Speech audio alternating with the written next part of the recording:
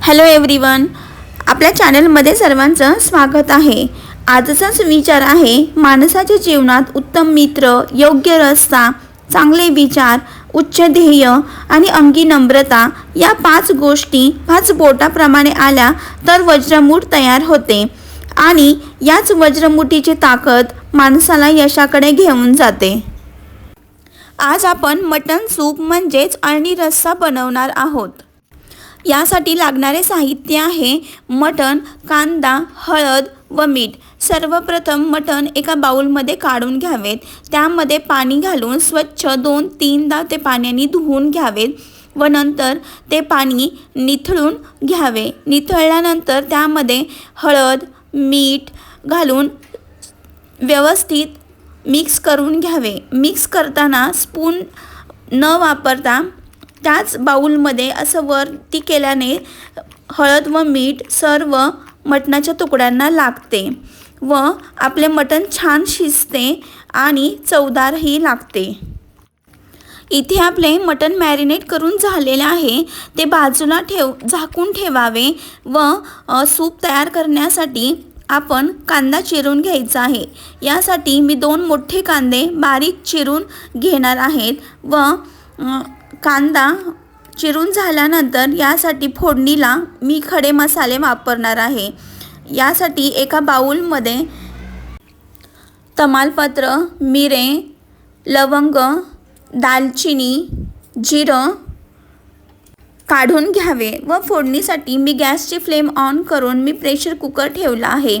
त्यामध्ये मी कच्च्या घाणीचे स्नेहसत्व शेंगदाणा तेल वापरत आहे। आपण काढलेले खडे मसाले यामध्ये घालावेत व छान तेलामध्ये रोस्ट करावेत। याची चव तेलामध्ये उतरल्याने आपल्या सूपला छानशी चव येते। नंतर कांदा ॲड करावा।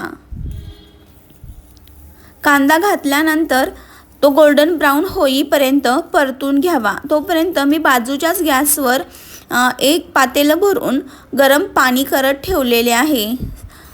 आता कुकरमध्ये मॅरिनेट केलेले मटण घालावेत व ते छान परतून घ्यावे। परतून घेण्याची प्रोसेस खूप इम्पॉर्टंट आहे। यामुळे मटणाला एक वेगळी चव येते व कांदा व खडे मसाले आपण घातलेले आहेत ते सर्व मटणाला लागतात आणि त्याने एकजीव होण्यास मदत होते। मटणचे सूप बनवताना यामध्ये थंड पाणी वापरू नये, गरम पाण्याचाच वापर करावा। आता आपण मटण वाफलवण्यासाठी ठेवणार आहे। झाकण ठेवावे व 15 ते 20 मिनिटं वाफलून द्यावे, म्हणजेच मटणाच्या अंगांनाच पाणी सुटते।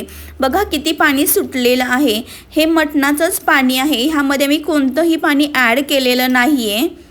आता बाजूच्याच गॅसवर उकळलेलं पाणी यामध्ये मी ओतत आहे। सूप बनवताना नेहमीच गरम पाण्याचाच वापर करावा, थंड पाणी वापरू नये। थंड पाणी वापरले तर मटण शिजायला वेळ लागतो। पाणी ॲड केल्यानंतर ते छानसे हलवून घ्यावे व प्रेशर कुकरला झाकण लावण्याआधी झाकणाच्या लीडला थोडेसे त्यामध्ये तेल टाकावे। असे केल्याने आपले मिश्रण उतू जात नाही। काही वेळेस काय होतं, आपण सूप करत आहे ना, तर शिट्टी होताना ते बाहेर येते। तेल टाकल्यामुळे ते ओव्हरफ्लो होत नाही कुकर। ही खूप जबरदस्त टीप आहे, तुम्ही करून बघा। कितीही पाणी ॲड असलं तरीही ते बाहेर येत नाही। इथे आपल्या कुकरला शिट्टी होत आहे, बघा काहीही बाहेर आलेलं नाही आहे। अशा प्रकारे मी 3 शिट्ट्या काढून घेतल्या। 3 शिट्ट्यांमध्येच मटण छान शिजते। 3 शिट्ट्या झाल्यानंतर कुकर व्यवस्थित थंड होऊन द्यावा, मग नंतरच त्याचे झाकण काढावे। इथे आपलं मटण परफेक्ट शिजून तयार आहे, जास्त शिजलेही नाही व कमीही शिजलेले नाही। थंडीच्या दिवसांमध्ये म्हणजेच हिवाळ्यात हे सूप पिणे खूप महत्त्वाचे ठरते। मटण सूप हाडांसाठी खूप चांगले असते। यामध्ये कॅल्शियम असते, रोगप्रतिकारशक्ती वाढवण्यासाठी तसेच सांधेदुखी, संधिवात कमी करण्यासाठी आणि स्नायूंच्या ताकदीसाठी फायदेशीर आहेत. यामध्ये प्रथिने, लोह, झिंक व जीवनसत्वे असतात.